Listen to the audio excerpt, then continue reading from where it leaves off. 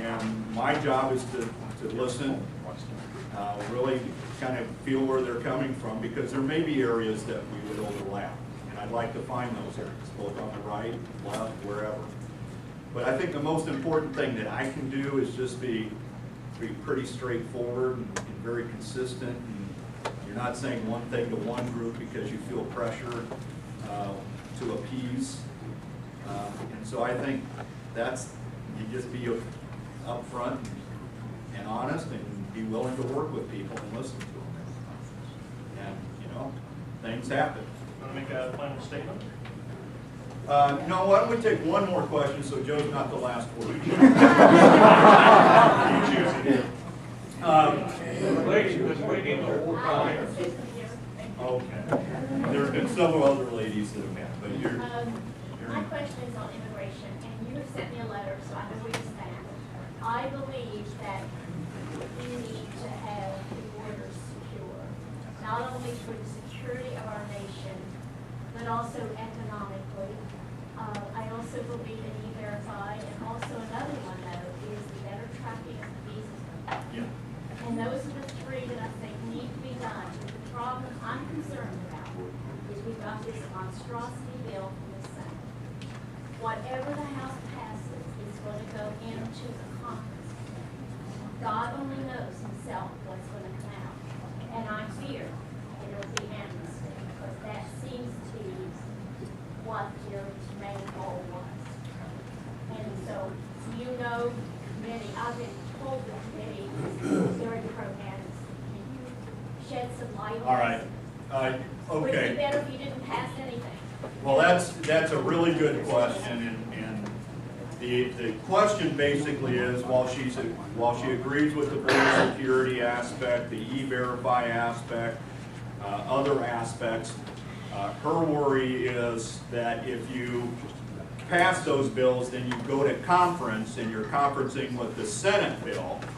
Isn't it just going to come back with the pathway to citizenship in there and the other things that a lot of people really disagree with? And the answer to that is, it could. Now, the conference committee hasn't been put together. We haven't even passed a bill yet. So I don't know what would come out. But the speaker has said that he's not going to put up a bill that doesn't have at least half of the Republicans that support it. Now, I support, I'm a co-sponsor of the border security bill. I'm a co-sponsor of the E-Verify bill, and a couple others that reform the immigration process. Much of what some of our fans of the immigration law want us to do. So there's several in there that I want to vote for. So the question would be, would I vote against those to put up the conference? And I'll be blunt, no, I'm not going to vote no on those. Now, I reserve the right, if that bill comes out of conference and has a lot of things in there I don't want, then I'll just vote no on the conference bill. And what happens procedurally, so when the House passes and the Senate passes a bill and they're different, they have to go to conference. The leaders pick their side, Republican and Democrat. They negotiate the differences. In fact, they can renegotiate everything in the bill if they want to. Then they report out what's called a conference report, and then that goes to the Senate, it goes to the House, it's unamendable, and it's a majority rules. So you can't filibuster it in the Senate, it's a straight up and down vote. And so that's the worry of some, that if you pass one bill, then you're going to end up with the Senate bill on the House floor. I don't think it's going to be.